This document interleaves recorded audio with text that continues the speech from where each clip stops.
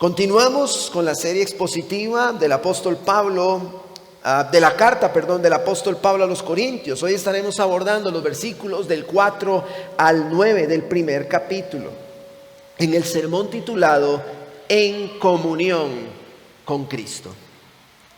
El día de ayer tuve la experiencia, una vez más, de asistir al partido de mi hijo de baloncesto. Era un partido de semifinales, el que ganaba llegaba a la final. Entonces, hermano, usted se imagina, yo me retorcía como una babosa así en la gradería, yo estaba desesperado.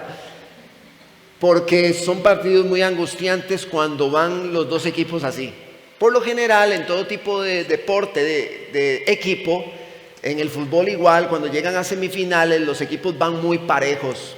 Entonces ellos iban ganando por un punto, luego perdían por 2 puntos, iban ganando por 2, iban perdiendo por 1 y así sucesivamente, hasta que ellos terminaron ganando 71-70. Entonces fue un asunto desesperante. El equipo era de Nicoya, entonces esos chicos tenían un cardiovascular impresionante, eran unas máquinas esos chiquillos. Pero bueno, este grupo del equipo pues que nosotros apoyamos, donde juega mi hijo, pues también fue muy valiente, muy aguerrido y echó para adelante. Sí, hay algo que a mí me llama la atención, porque yo no practico un deporte en equipo. El deporte que me gusta es un deporte individual, personal. Pero sí algo que me llama mucho la atención y me impacta es el deporte en equipo. En esta sociedad abunda el gusto y el deleite por el fútbol. Es la misma mecánica que en el fútbol. Cada jugador tiene que cumplir, si me le pueden bajar un poquito al monitor, tiene que cumplir un papel. Y si ese jugador cumple su papel y el otro jugador cumple su papel y el otro jugador cumple su papel, van a trabajar en conjunto unidos para sacar el equipo adelante. Pero entonces, si uno de todos se descoordina, va a afectar al equipo. Cuando nosotros vemos el trabajo en equipo en deportes como el fútbol o el baloncesto, nosotros podemos ser propensos a algo, y quiero decirlo también de manera personal.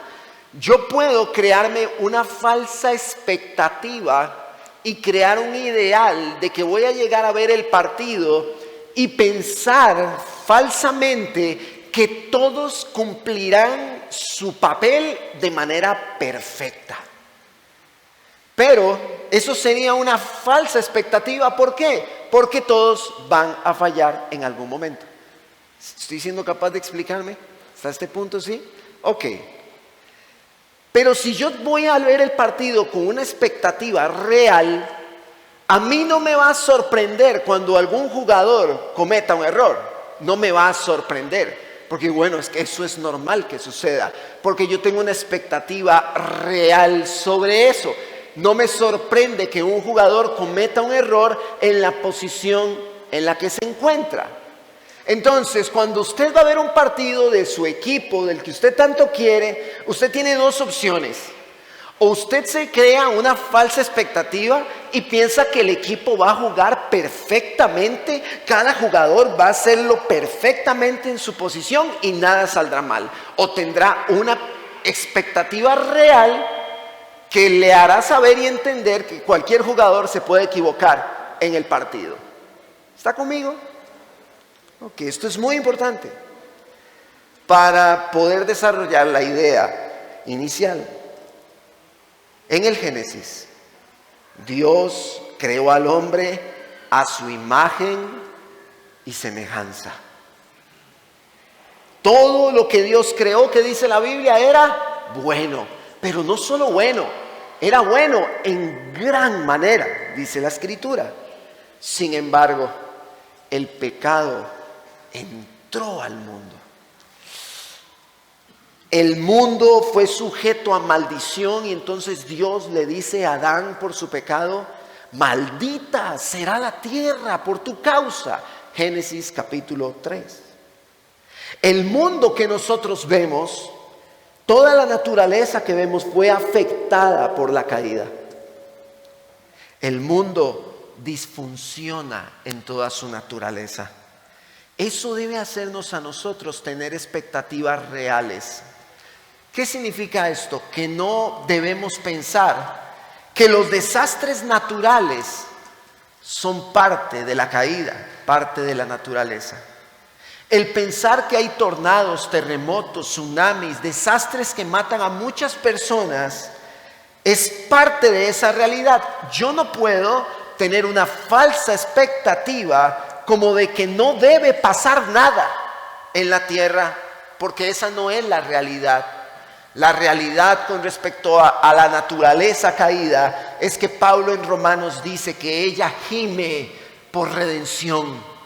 La naturaleza, la tierra, todo lo que nos rodea está sujeta a esa maldición por el pecado. Y Pablo dice a los romanos, esta tierra está gimiendo para ser redimida. Entonces la expectativa real, ¿cuál es? Que nunca habrán terremotos, que nunca habrán... No, la expectativa real es que todo eso va a suceder. Y que van a haber muchas muertes y muchas desgracias. Esa es la expectativa real. Pero cuando hablamos del hombre, Dios lo creó a su imagen. La imagen de Dios en el hombre se distorsionó.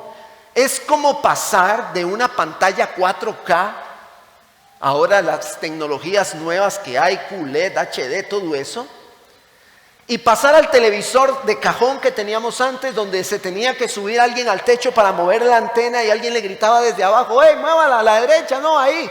Porque la señal se veía toda distorsionada. Los chicos jóvenes no tienen idea de lo que estoy hablando.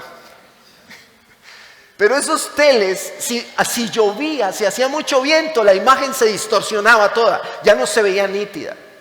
En el inicio, cuando Dios creó al hombre, la imagen en el hombre de Dios era en 4K. Cuando entró el pecado, nos devolvimos a la televisión de antena de aire.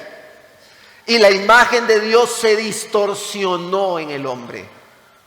Entonces, ante esta realidad, el hombre quedó posicionado en un lugar de miseria por su pecado, ubicándolo en una condición de depravación total que dice en Génesis 6 que Dios vio a los hombres y vio que de continuo solo pensaban el mal. Sin embargo, usted y yo sabemos que Dios extendió su mano de misericordia, su mano de gracia a los hombres para redimirlos en la figura de Jesucristo. Entonces, vemos lo que dice Juan capítulo 1 verso 12, que a todos los que lo recibieron les dio el derecho de llegar a ser hijos de Dios, es decir, a los que creen en su nombre. Entonces, esta afectación por la caída y por el pecado en el hombre que lo convierte en un depravado total, esa condición es cambiada cuando el hombre pone su fe en Jesucristo y entonces el hombre es transformado. Dios cambia su identidad. Y recordamos 2 de Corintios capítulo 5 verso 17. De modo que si alguno está en Cristo, nueva criatura es. Las cosas viejas pasaron, ahora son hechas nuevas. A través del Evangelio de Cristo, esa afectación por el pecado ha cambiado en el hombre y la imagen de Dios está siendo restaurada en el hombre a través de la obra del Evangelio. El Evangelio que le da una nueva identidad, el Evangelio que le da una nueva naturaleza, ese Evangelio está transformando cada día a los hombres. Dios ha transformado, como vimos en el sermón anterior, en los primeros 3 versos, ha transformado la identidad de los hombres. Los cambió y el apóstol Pablo demarca en esta maravillosa introducción de la carta esta identidad llamándoles la iglesia de Dios, llamándoles santificados y llamados a ser santos y llamándoles los que invocan el nombre del Señor Jesucristo, que fue lo que vimos en el sermón anterior. Esta nueva identidad, la iglesia de Dios, la familia de Dios, los que estamos en Cristo, los que somos sus hijos, los que hemos confiado en la obra de Cristo y hemos puesto nuestra fe en Él, en nosotros ha pasado algo que va más allá de lo que nosotros podemos ver a grandes rasgos. La identidad transformada hace que los afectos del hombre cambien. En Génesis dice que el hombre de continuo solo pensaba en hacer el mal. Cuando el Señor cambia nuestra naturaleza, nuestros afectos se inclinan a las cosas que Dios quiere que se inclinen. Empezamos a pensar como Dios piensa, a desear lo que Dios desea y a aborrecer lo que Dios aborrece. Nuestros afectos cambian. Ahora, estoy entrando muy despacio. Todos nuestros afectos que ahora están en armonía a la voluntad de Dios resplandecen en nuestra manera de vivir. Sin embargo, a pesar de esta nueva y gloriosa realidad, el hombre sigue lidiando con el pecado remanente que se levanta en sus miembros. A pesar de que este hombre fue transformado de esa condición tan decadente, el Señor le da una nueva naturaleza en su corazón, el Señor lo ha rescatado, pero en su carne, en esta carne afectada por el pecado, siguen existiendo impulsos, un pecado remanente que quiere levantarse en nuestros miembros, que quiere afectarnos. Entonces, el hecho de que el Señor haya transformado nuestro hombre interior, la carne que ha sido afectada por el pecado, siempre tendrá impulsos de pecado. Esto nos lleva a entender que con todos los hombres, aún los transformados, debemos tener expectativas reales. ¿Qué significa eso? Ese hermano que usted tiene a su lado, en cualquier momento pecará contra usted. Y a usted no lo debe sorprender. Ese hermano pecará contra usted. Eso es una expectativa real. ¿Sabe cuál es una expectativa falsa? Venir a la iglesia y pensar que todos son perfectos y que nadie nunca pecará contra mí. Esa es una falsa expectativa. La expectativa real es que todos nosotros, es como entrar a un taller donde los carros están todos desarmados y chuecos y están siendo reparados. Eso somos nosotros. Nosotros no somos un BMW sacado de agencia, no. Somos carros todos chuecos que están siendo reparados por el poder del Evangelio. Así que la expectativa real hace que yo comprenda que mis hermanos van a pecar contra mí.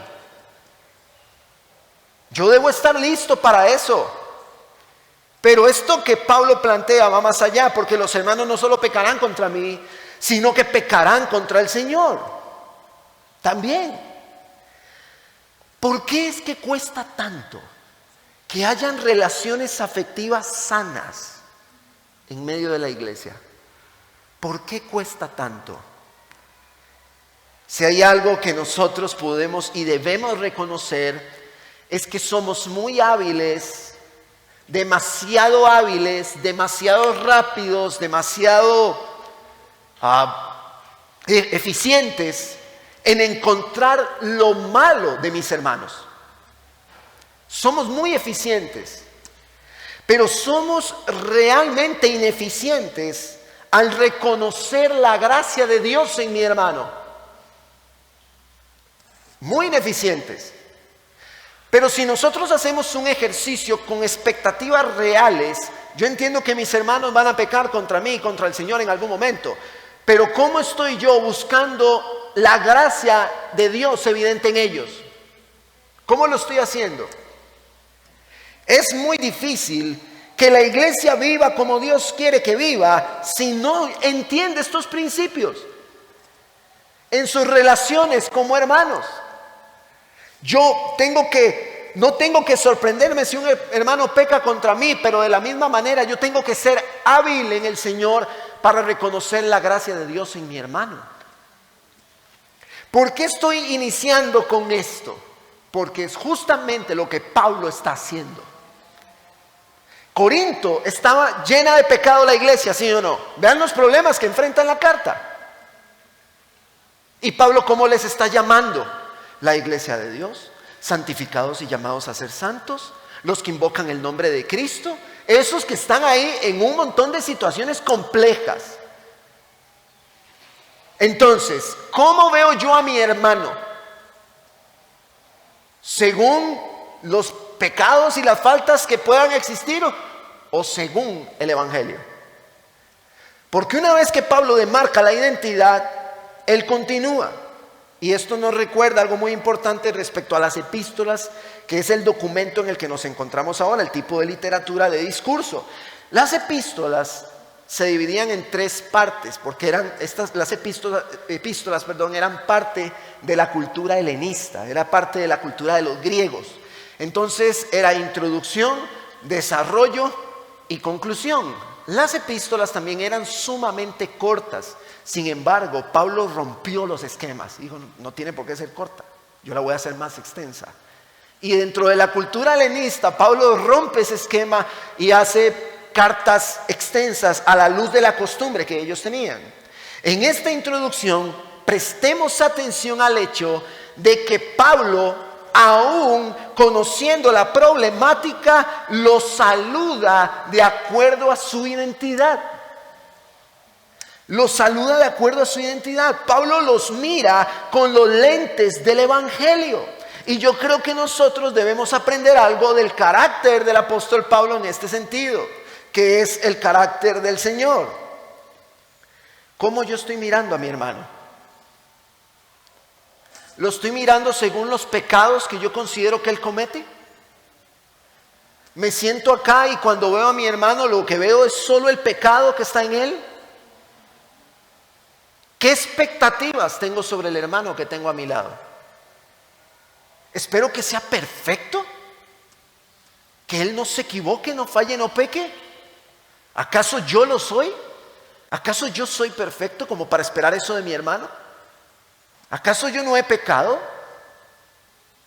¿Cómo estoy viendo a mi hermano? ¿Qué expectativa tengo sobre él? Y hago una tercera pregunta, y quiero tocar las fibras de la iglesia con esto. ¿Acaso mi actitud para con un hermano ha cambiado porque ese hermano ha pecado contra mí o contra el Señor? ¿Acaso yo he cambiado con él porque él ha pecado contra mí? Pablo estuvo 18 meses en Corinto. Él podía esperar cierta madurez de la iglesia. Pero mis hermanos, a pesar de que Pablo recibió los informes de la abundancia de pecados en la iglesia, Pablo los veía como sus hermanos, como hombres y mujeres por quien Cristo había pagado un precio en la cruz. Así que usted tiene que ver a su hermano igual. ¿Quiénes somos nosotros para ponernos por encima de nuestros hermanos por los pecados que vemos que ellos tienen? ¿Quiénes somos en medio de la comunión? Tenemos que prestar atención. El hecho de que estuviesen pecando no estaba anulando su identidad. El hecho, escúcheme bien, de que la iglesia de Corinto estaban lidiando con ciertos pecados, no anulaba que eran la iglesia de Dios, santificados y llamados a ser santos, los que invocan el nombre de Cristo. Ahora, cuidado con esto. No vaya usted a pensar que el hecho de que Pablo no anulara su identidad como iglesia por el pecado que había, significa que podían vivir como les diera la gana. No es así. Justamente la carta pretende corregir las conductas inapropiadas de pecado lejos del Evangelio. Entonces, el hecho de que la iglesia esté lidiando con el pecado, el hecho de que tenemos que tener expectativas reales sobre ellos, no anula la identidad que Cristo ya ha dado, pero a su vez, a pesar de que están lidiando con los pecados, que a la luz de una expectativa real no debe sorprenderme, nosotros debemos entender que somos llamados a vivir en obediencia al Señor, y la iglesia de Corinto es una iglesia que está siendo llamada a obedecer. Ok, está bien, están lidiando con estos pecados, son la iglesia de Cristo, están fallando en esto, tienen esta identidad, pero vamos a corregir lo que está mal. Vamos a ser intencionales en esto. Ahora, no sé si recuerdan que los griegos habían acuñado un término. Había tanta lujuria, tanta promiscuidad en Corinto, tanto desorden y desenfreno, que los griegos acuñaron el término corintizar. Entonces ellos decían, vamos a corintizar, que eso significaba, vamos a ir a vivir una vida licenciosa, lujuriosa y promiscua. Entonces los griegos utilizaban esa frase por la abundancia de desenfreno que había en Corinto. Entonces la iglesia de Corinto es llamada a no corintizar, a no vivir como vivía su entorno y su contexto. Y es ahí donde tenían que corregir muchas de sus conductas. Todo esto nos recuerda la centralidad del Evangelio. Cristo muere en la cruz del Calvario. Él hace una obra, esa obra transforma la identidad de los hombres, de los que creen en Él, que Pablo está demarcando en la introducción, a los que está saludando, transformó la identidad. Antes estaban muertos en delitos y pecados y ahora están en Cristo Jesús con esperanza de vida eterna. Él transforma esa identidad, éramos enemigos de Dios, ahora somos parte de su familia. Estábamos lejos de Él, ahora estamos cercanos. Una vez que la identidad es transformada, entonces el hombre es capacitado para obedecer. No hay forma de que una iglesia pueda seguir las instrucciones de la Escritura si la identidad no ha sido transformada. Si la identidad de un hombre no ha sido transformada, mis hermanos, yo no puedo esperar que viva conforme a las Escrituras, porque es exactamente lo mismo que ir a un árbol de limones, a un palo de limones, a buscar manzanas. Tiene primero que ser transformada la identidad del hombre para que pueda vivir acorde a la Escritura. En los encabezados anteriores vimos, Dios provee en el Evangelio una identidad para su pueblo. La identidad otorgada en el Evangelio nos lleva a vivir adorando con nuestra vida a Dios. Después de haber reforzado la identidad, mis hermanos, Pablo comienza a demarcar primeramente las evidencias de la gracia de Dios en la iglesia de Corinto. Ellos deben apreciar estas evidencias, recordar su identidad y vivir a la luz de la verdad. Estas evidencias acompañan la identidad dada por Dios a través del Evangelio, y eso nos lleva a nuestro primer verso 4 del capítulo 1. Pablo dice, siempre doy gracias a mi Dios por ustedes, por la gracia de Dios que les fue dada en Cristo Jesús, porque en todo ustedes fueron enriquecidos en Él, en toda palabra y en todo conocimiento, así como en el testimonio acerca de Cristo fue confirmado en ustedes. Esto nos lleva a nuestro primer encabezado. Todo conocimiento debe llevarnos a la gratitud. ¿Por qué gratitud?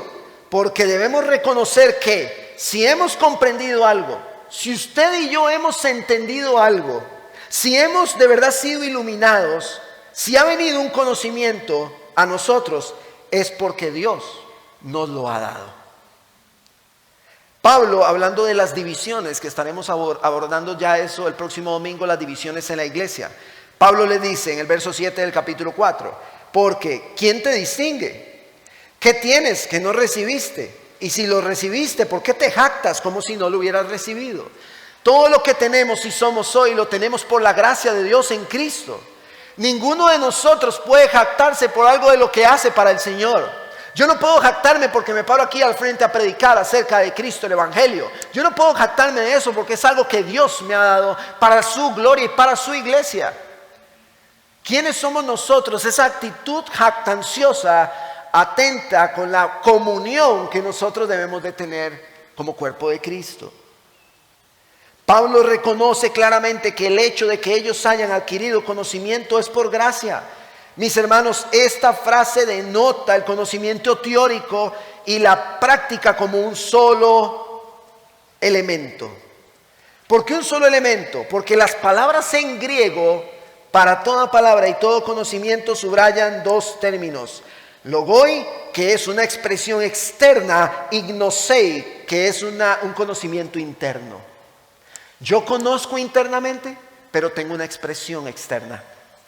Y Pablo les está diciendo, ustedes conocen aquí, pero también han mostrado de manera externa ese conocimiento.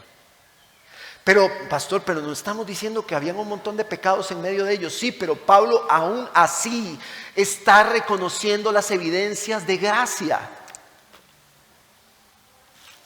Pablo está reconociendo la gracia de Dios en medio de ellos. Ahora, ¿qué es la expresión el conocimiento interno y la expresión externa? Eso nos lleva a un concepto que vimos en Deuteronomio, que vimos en los Proverbios, la sabiduría bajo el marco hebreo.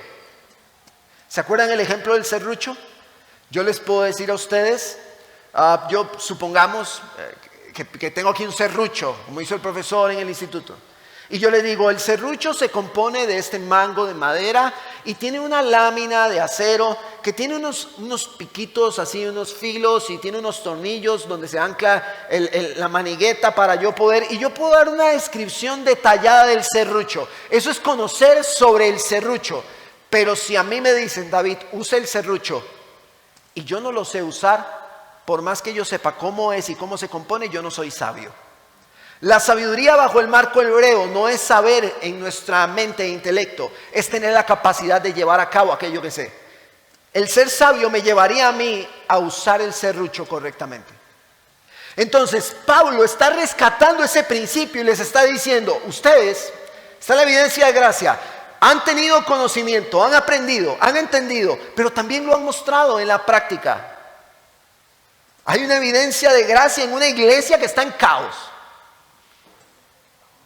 Esta sabiduría se encontraba en medio de ellos y eran enriquecidos en ella. Esta sabiduría de conocimiento y de práctica debe enriquecer a la iglesia hoy. Y recuerdo Santiago 3:13. ¿Quién es sabio y entendido entre ustedes? ¿Quién? Que muestre por su buena conducta sus obras en sabia mansedumbre. El que cree que es sabio no es, o el que es sabio, el que habla de acuerdo a toda la enciclopedia teórica que tiene aquí. Es el que tiene la capacidad de vivir a la luz de eso que dice creer. No es el que repite la Biblia y se la sabe de memoria, es el que la vive. Ese es el sabio. Ese es el sabio. Lo que sí debemos tener claro es que todo esto, ya sea el conocimiento aquí o la manera en la que vivimos, proviene de Dios, no de nosotros. Todo es su gracia. Todo conocimiento práctico o teórico es dado por Dios. Dios está haciendo la obra en nosotros. Juan Calvino dijo, todo lo malo que veas en mí, soy yo mismo. Todo lo bueno que veas en mí, es Cristo. Si nosotros reconocemos la gracia de Dios en medio de nosotros, entonces viviremos con gratitud. Hermanos, cada vez que veamos evidencia de la gracia de Dios en nuestra congregación local, debemos dar gracias a Dios. Si un hermano tiene conocimiento aquí, una hermana, y vive de esa forma en la que esa hermana o ese hermano conoce, si vive el evangelio de esa forma, ¿qué debemos hacer? Dar gracias a Dios. Si yo veo la gracia de Dios en mi hermano, yo debo dar gracias a Dios por esa evidencia de gracia.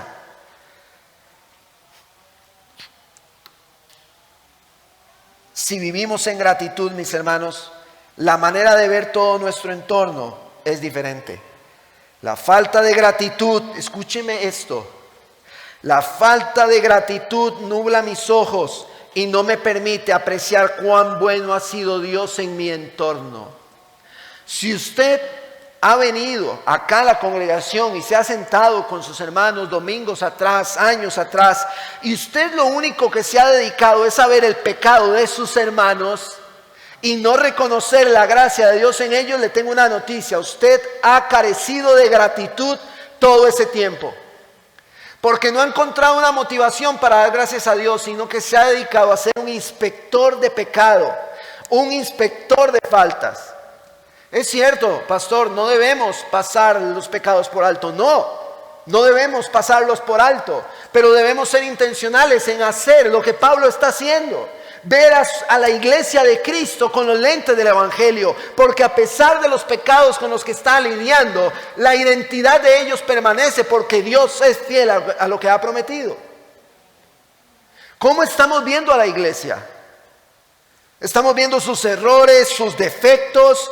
Probablemente usted haya sido el más ingrato de todos.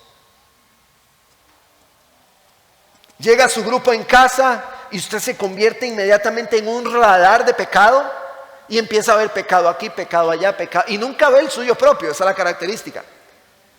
Puede ver el pecado de todos los demás menos el suyo propio. Ve las faltas de aquel, ve las faltas del otro, entonces termina diciendo, no hombre, yo no voy a ir a ese grupo, porque ese grupo solo problemas. No, ese grupo es comprado con la sangre de Cristo, son la iglesia de Dios, son los santos que invocan el nombre del Señor. ¿Cómo los está viendo usted? ¿Cómo los está viendo el apóstol Pablo? ¿O con unos ojos de juicio? Pablo está dándonos una gran lección de cómo debemos ver a la iglesia. Tenemos, hermanos, que prestar atención a esto. Tener expectativas reales, porque ese hermano comprado con la sangre de Cristo, esa hermana va a pecar contra mí o contra el Señor en cualquier momento. Ay, es que ese hermano tan dulce, esa hermana tan bella, tan especial, nunca jamás haría una cosa. No, en cualquier momento esa hermana dulce, bella y especial va a pecar contra usted. Ese hermano dulce, bello y especial va a pecar contra usted, tarde o temprano. ¿Por qué? Porque son las expectativas reales que debemos tener. Ahora, la sabiduría, que es de conocimiento y que es práctica también, que se refleja en este texto.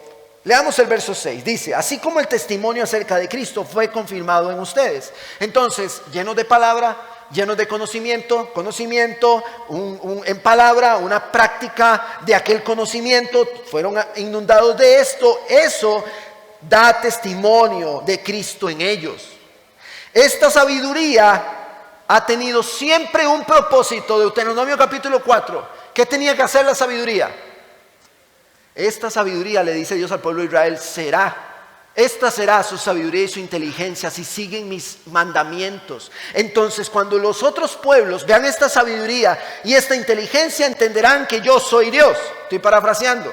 La sabiduría hoy en la iglesia, si yo conozco aquí y yo vivo, entonces el mundo entiende que Cristo ha venido a la tierra para salvar a los pecadores. La sabiduría tiene un propósito: confirmar ante los ojos del mundo que Cristo está en nosotros.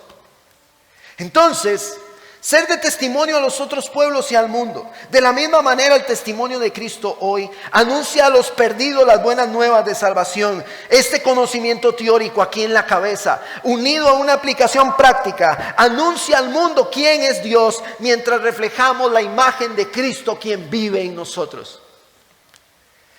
Mateo 5:16, así brille la luz de ustedes delante de los hombres, para que ellos vean sus buenas acciones y glorifiquen al Padre que está en los cielos. Pero Pablo continúa. Tenemos claro el testimonio, la sabiduría, el conocimiento que está en la iglesia de Corinto, a pesar de todo el desastre que vamos a ver que está pasando ahí. Pero Pablo continúa en el verso 7. Dice la palabra: de manera que nada les falta en ningún don, esperando ansiosamente la revelación de nuestro Señor Jesucristo. Antes de continuar, me brinqué una ilustración y creo que es sumamente importante antes de continuar con estos versos. Me la brinqué. Cuando nosotros, voy a retroceder un poquito, cuando nosotros no tenemos gratitud por la evidencia de gracia en la iglesia local, nosotros no tenemos la capacidad de ver lo que Dios está haciendo. Estamos nublados. Ahora que tuve la experiencia, por gracia de Dios, de ir a IBCJ allá en República Dominicana, al ser yo un pastor joven, todos los pastores jóvenes enfrentamos ciertas situaciones en el camino del ministerio. Y quiero hablar de la vulnerabilidad que puede tener un pastor, que es algo que era como un tabú hace muchos años, ¿no? Los pastores también podemos ser vulnerables. Eso puede pasar. En algunos momentos, uno como pastor puede llegar, y me pasó, a sentirse solo, a encontrarse solo y a esperar que Dios hable de una manera especial y uno no escucha a Dios como uno quisiera escucharlo. Entonces uno le dice al Señor: Señor, Yo quiero escucharte de esta forma, yo quiero escucharte de esta manera, háblame, ayúdame. Y de pronto esa sensación de soledad producto del silencio hace que uno se sienta como en un abandono de Dios, que, dicho sea de paso, no es cierto, porque el Señor ha prometido estar con nosotros siempre. Entonces decimos, ¿por qué nos sentimos solos? ¿Por qué yo me sentía solo sin ser pastoreado directamente por el Señor? Algo que el cristiano debe tener claro es que él vive, decía el profesor, él no vive de explicaciones, él vive de promesas. Y aunque yo no encontraba una explicación, yo esperaba en el Señor que me hablara ante una aflicción y una soledad. El pastor Salvador Gómez Dixon, en un sermón, empezó a argumentar algo muy importante respecto a esto, en un sermón que se titulaba Pastores que necesitan ser pastoreados. Entonces, primeramente él argumentó acerca de que Cristo es nuestro pastor. El pastor de los pastores es Cristo. Y el pastor de la iglesia también es Cristo, de los cristianos. Pero luego tomó la escritura y él empezó a argumentar. Escuche esto. Cómo Dios con la escritura nos pastorea a través de los hermanos, a través de nuestras esposas. Y entonces, en medio del sermón, el Señor empezó a mandar a mi mente momentos que he tenido con hermanos, momentos que he tenido con mi esposa en la mesa. Y el Señor me dice, yo he estado ahí y te he pastoreado de esta forma y tú no me has visto. Nosotros debemos tener los sentidos ejercitados para escuchar a Dios, inclusive a través de la comunión con nuestros hermanos. La ingratitud se mueve cuando nosotros no somos capaces de ver la gracia de Dios en nuestro contexto. Y cuando hay ingratitud, lo único que vemos es lo malo. Estamos cegados, solo vemos lo malo, vemos el pecado, vemos lo malo, pero no vemos la gracia de Dios. Yo le pedí perdón al Señor y lloré mucho. Entonces, cuando yo me topo con este texto y veo también cómo Pablo reconoce la gracia de Dios en ellos, yo creo que nosotros como iglesia debemos reflexionar en esta realidad. Debemos reconocer la gracia de Dios. Porque Dios usa a su esposa para pastorearlo, usa a su esposo para pastorearla, usa a veces a sus hermanos y cuidado y hasta a sus hijos para hacerle ver que Él está ahí y que está cuidando de su alma y de su corazón. Recordaba momentos con mi esposa en la mesa, donde ella me decía, David, esto no está bien, David, esto, considérelo, piénselo, vea que esto puede ser de esta forma, tenga cuidado, cuídese de esto, cuídese de lo otro. Dios pastoreando mi corazón. Tenga ánimo, confíe en el Señor, Él está ahí, etcétera, etcétera. Pero en la ingratitud uno puede pasar eso muy por alto. Es mi esposa, siempre me lo dice. Son mis hermanos, siempre me lo dicen. El pastor siempre está hablando lo mismo. Siempre el pastor dice las mismas cosas. Hermano, cuidado. Y el Señor le está pastoreando, pero la ingratitud está haciendo que usted no aprecie la gracia de Dios en su contexto. El contar con grupos en casa donde podemos compartir, donde están los líderes hablando allí nos estamos exponiendo a que Dios pastoree nuestros corazones. Cuidado, nosotros vemos eso de manera despectiva. Cuidado, lo vemos como, sí, siempre lo mismo, siempre me dicen las mismas cosas. Yo siempre escucho que sí, el pastor siempre dice eso, la hermana aquella siempre anda diciendo lo mismo. Cuidado, y el Señor ha derramado demasiada gracia para estarle insistiendo en algo que usted no quiere reconocer y agradecer. Pero el Señor nos ayude con esto. Y Pablo continúa reconociendo las evidencias de gracia. Ahora sí vuelvo al verso 7. De manera que nada les falta, dice, ningún don, esperando ansiosamente la revelación de nuestro Señor Jesucristo. Él también los confirmará hasta el fin, para que sean irreprensibles en el día del Señor Jesucristo. Mientras que la sabiduría da testimonio al mundo, que fue lo que hablamos, el conocimiento aquí, la activación práctica, da testimonio al mundo. Dios ha dado dones para que su iglesia sea edificada. Hay dos elementos acá: el reconocimiento en el mundo de la iglesia de Cristo a través de este conocimiento y palabra, pero también dones para que esa iglesia adentro crezca y se edifique. Eso nos lleva a nuestro segundo punto. La edificación en la iglesia a través de los diferentes dones debe llevarnos a ser agradecidos, debe llevarnos a la gratitud. Pablo está expresando también gratitud por el accionar de Dios en medio de la iglesia. Dios le había dado una serie de dones a la iglesia de Corinto según sus necesidades en el momento, según lo que estaba pasando allí, según lo que estaban experimentando y viviendo y enfrentando, a fin de que fueran edificados. Primera de Corintios 12, del 4 al 12. Quiero que lo veamos un momento, donde Pablo enumera, que lo veremos después desarrollado, algunos de los dones. Pablo dice: ahora bien, hay diversidad de dones, pero el Espíritu es el mismo. Hay diversidad de ministerios, pero el Señor es el mismo. Hay diversidad de operaciones, pero es el mismo Dios el que hace todas las cosas en todos. Escúcheme, es Dios actuando.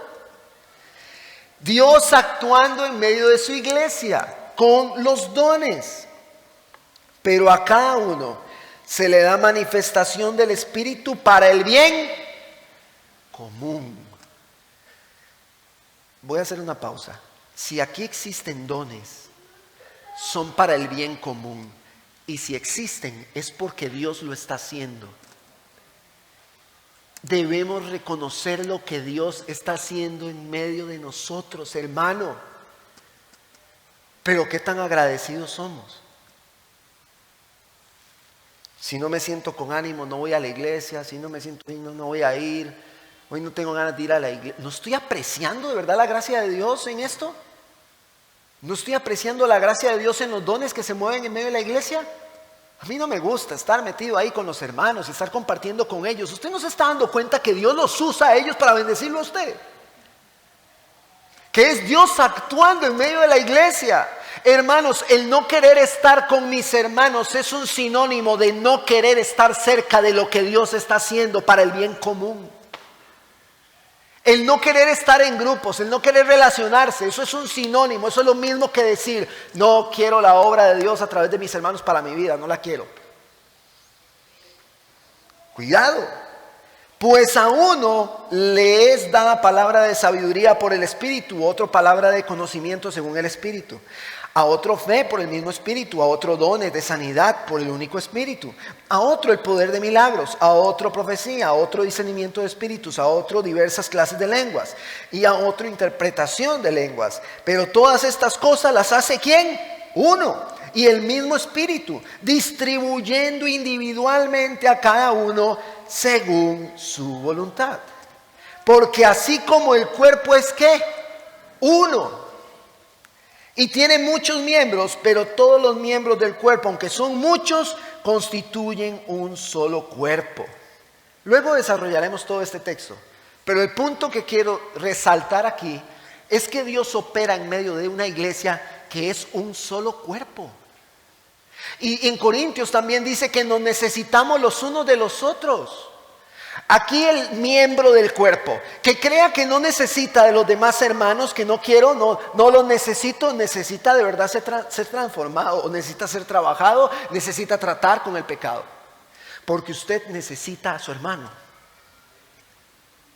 No, pero es que yo no me quiero relacionar con mi hermano porque mi hermano la vez pasada, viera lo que me hizo. Mi hermano ¿cuál es la expectativa que tiene con él o con ella? ¿No se da cuenta que es pecador igual que usted? Y que en cualquier momento va a pecar otra vez contra usted. ¿Quiénes somos nosotros para romper esa comunión que Dios ha establecido haciéndonos un solo cuerpo? No somos nosotros, hermanos, no somos los que debemos romper, no debemos romper esta unión. El objetivo de todos estos dones otorgados es la edificación de la iglesia, que Cristo sea exaltado. El que existan dones en cada iglesia local el día de hoy es una muestra de la gracia de Dios. El que hayan ancianos, pastores, maestros, líderes de grupo en casa, el que hayan grupo en casa, maestros de niños y muchas cosas más que están en medio de nosotros, son una muestra de la gracia de Dios. Y a muchos Dios prácticamente les puede estar diciendo ahorita: yo he estado actuando, pero usted no me ha visto. Yo he estado haciendo esto, pero usted ha rechazado lo que yo estoy haciendo. ¿Cómo estamos tomando la obra de Dios nosotros? el que se extienda misericordia al vulnerable, el que busquemos apoyar a la iglesia perseguida, el que apoyemos los comedores infantiles, el trabajo que hace la misión, que es enorme, con muchas iglesias, con muchos pastores, con muchos que necesitan, ante un llamado que Dios le ha hecho a la misión para darle soporte a muchas iglesias en necesidad. Es parte de la gracia de Dios en la que nos encontramos.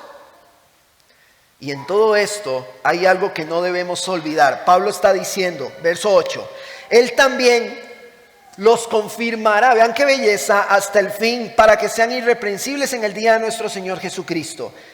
En todo esto no podemos olvidar lo que expliqué en el sermón anterior, la santificación. El Señor me llamó y me colocó posicionalmente en una santidad que no es ser moralmente perfecto, es que Él me apartó para Él, me colocó acá, pero ahora me llevan a un camino de santificación progresiva donde todos mis pecados están siendo tratados para que yo cada vez me parezca más a Cristo con el tiempo. Esta iglesia, al igual que nosotros, la iglesia de Corinto, se encontraba en ese momento en una santificación progresiva. Pero a su vez, al igual que usted y que yo, estaban esperando una santificación completa, el día en que fueran transformados a la imagen de Cristo, que el cuerpo de la humillación nuestra, dice Pablo, fuese transformado. Pero dice, esperando ansiosamente, vean esto, la venida de nuestro Señor Jesucristo. Esperando, ¿qué es esperar ansiosamente? Mi hijo Samuel tiene un calendario en su cuarto y él tiene su cumpleaños. Y desde enero él cuenta días y meses.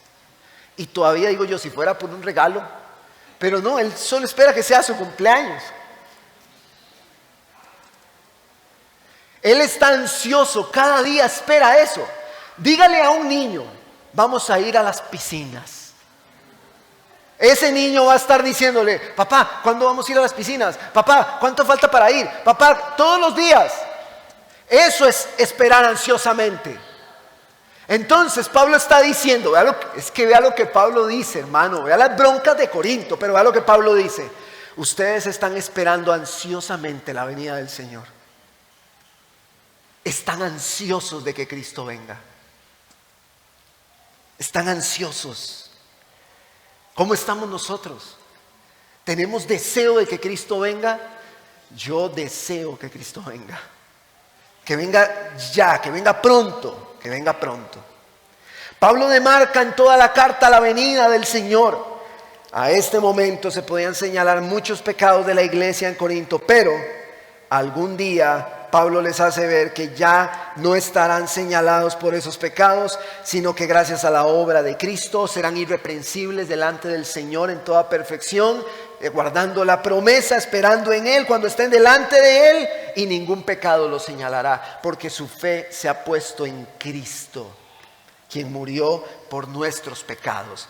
Todo hombre que vive en pecado, pero que reconoce su pecado delante de Dios y lo lleva en arrepentimiento y pone su fe y su confianza en Cristo, le aguarda una esperanza, y la esperanza es que cuando llegue el gran juicio delante del Dios Santo, el Dios Santo verá la sangre que ha lavado el pecado de nosotros y verá a Cristo en nosotros. Esa es la esperanza de gloria que tenemos. Pero el hombre que no se ha arrepentido, que no ha puesto su confianza en Jesús, cuando llegue ese gran juicio, será condenado con el diablo y sus demonios al lago eterno de fuego. Ese es el evangelio que predicamos. Crean en Cristo para que tengan una esperanza eterna. Aguardamos que Él venga por su iglesia. Todo don, los dones de los que Pablo está hablando, que están haciendo que la iglesia vaya creciendo hasta que un día sea perfecta, cuando sea transformada a semejanza del Señor. Todos estos dones que son parte de la gracia de Dios hoy son motivo de gratitud. Debemos dar gracias a Dios por la obra de Cristo y por este accionar. El que algún día, mis hermanos, estemos delante de Dios como irreprensibles, también es por la gracia de Dios. Y esto también gracias a la obra de Cristo, quien está trabajando en nosotros. Pablo le dice a los filipenses, el que comenzó en ustedes la buena obra, la perfeccionará hasta el día de Jesucristo. ¿Quién comenzó la obra? ¿Quién la comenzó? El Señor. y Él la está perfeccionando. Vean qué glorioso. Y quiero cerrar con una riqueza gloriosa hoy en el verso 9. Pablo dice, verso 9 del capítulo 1, fiel es Dios, por medio de quien fueron llamados a la comunión con su Hijo Jesucristo nuestro Señor. Nos lleva a nuestro tercer y último encabezado. La comunión con Cristo hace que toda gracia abunde en medio de la iglesia. Por eso el sermón se titula En comunión con Cristo. Y ya veremos por qué. Tanto el conocimiento práctico, la sabiduría, el conocimiento teórico con el elemento práctico, como los dones que edifican a la iglesia, ese conocimiento que testifica Jesús y estos dones que edifican la iglesia a la imagen del Señor, todas estas cosas se unen por esta comunión. Dios nos ha llamado, hermanos, nos ha salvado y Él ha prometido desde la eternidad, su fidelidad es eterna. Romanos 8:28, vamos a leerlo. Romanos 8:28, creo que también lo tendremos acá. Dice la palabra del Señor, y sabemos que para los que aman a Dios, todas las cosas cooperan para bien. ¿Para quiénes? Los que aman a Dios. El impío utiliza esta frase como una muletilla. El impío no tiene a Jesús, no conoce a Dios, no tiene relación con Él. Y el impío dice, no, Dios sabe por qué permite esto, algo trae bueno para mí. No, esto aplica para los que aman a Dios, no para el mundo impío que rechaza a Jesús. Para ellos no aplica. Aplica para el hombre que ama al Señor. Por eso nuestro llamado es, venga Jesús, para que hasta estas promesas estén sobre nosotros. A los que aman a Dios, todas las cosas le cooperan para bien. Esto es para los que son llamados conforme a su propósito. Porque a los que de antemano conoció, ¿qué primero hizo? Los conoció. También los predestinó. Primero los conoció, luego los predestinó a ser hechos conforme a la imagen de su Hijo. Entonces, el propósito, ¿cuál es? Que seamos hechos a la imagen de Cristo, para que Él sea el primogénito entre muchos hermanos. Entonces, a los que predestinó, o sea, vamos a ver, los conoció, los predestinó. Y a los que predestinó, después los llamó.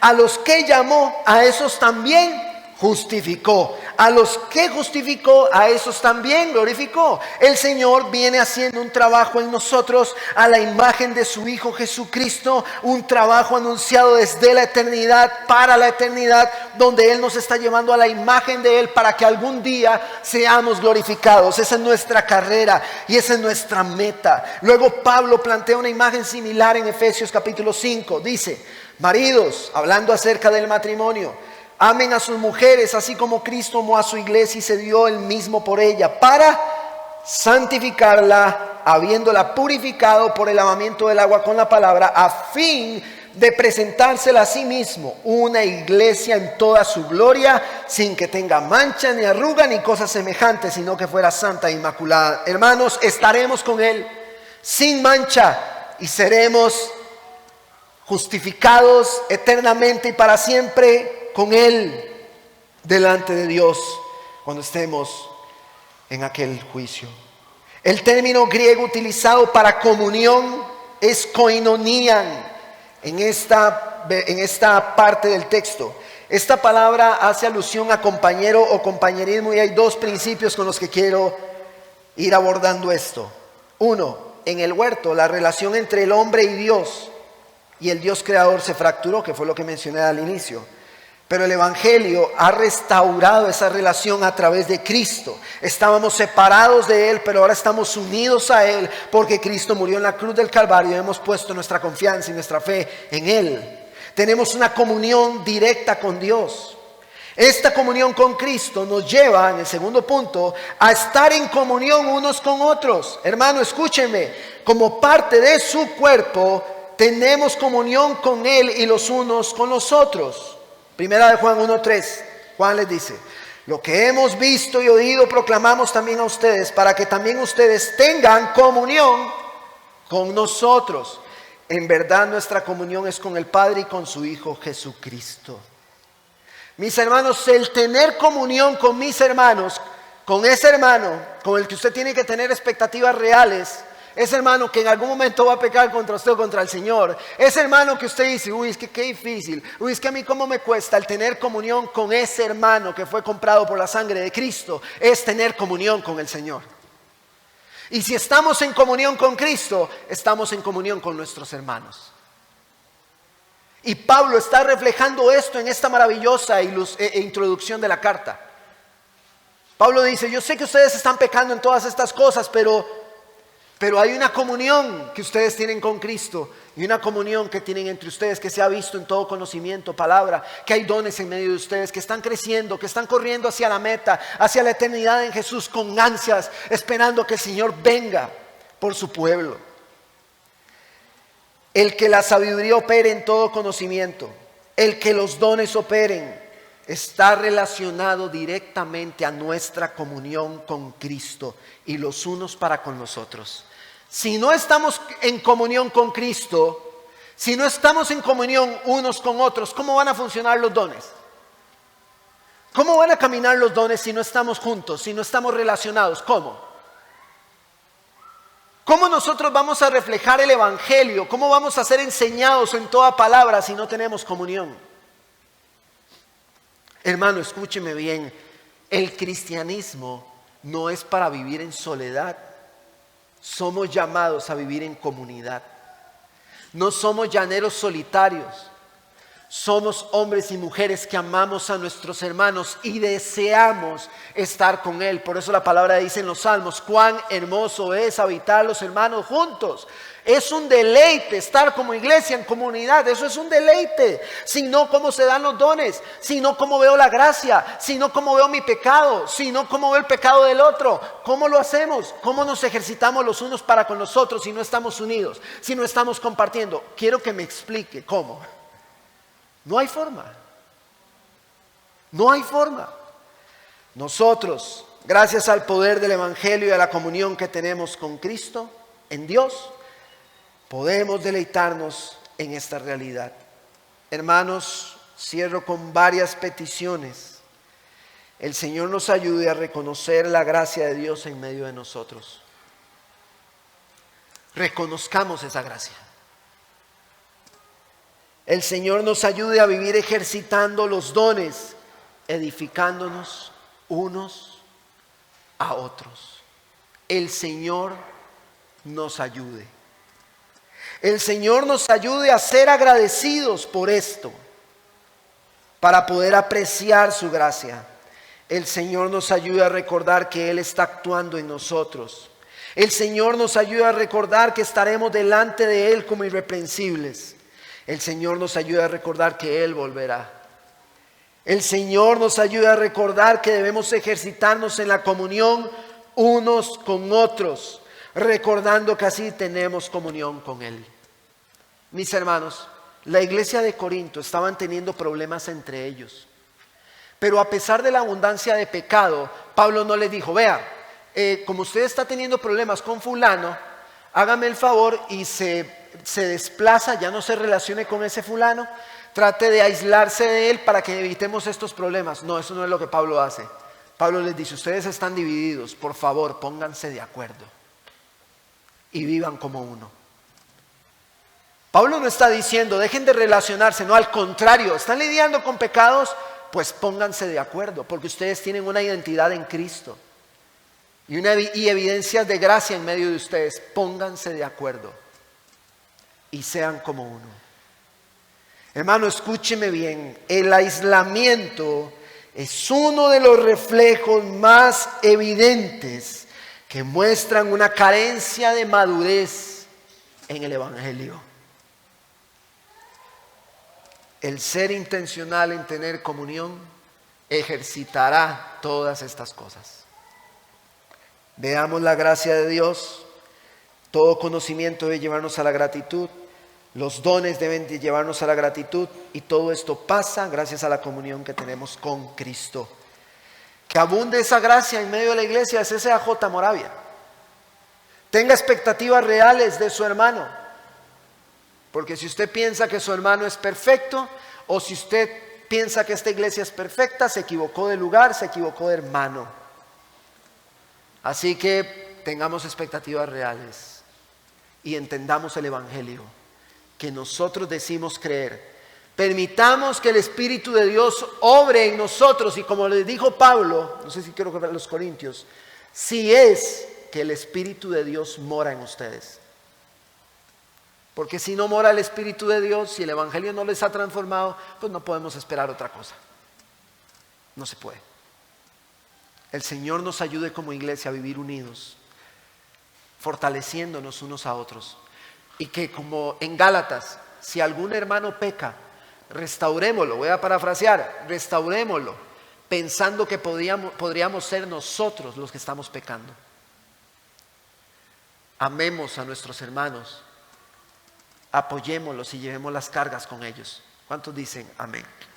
Recordemos la identidad y reconozcamos la gracia de Dios en medio de nosotros con los dones y con todo lo que el Señor hace.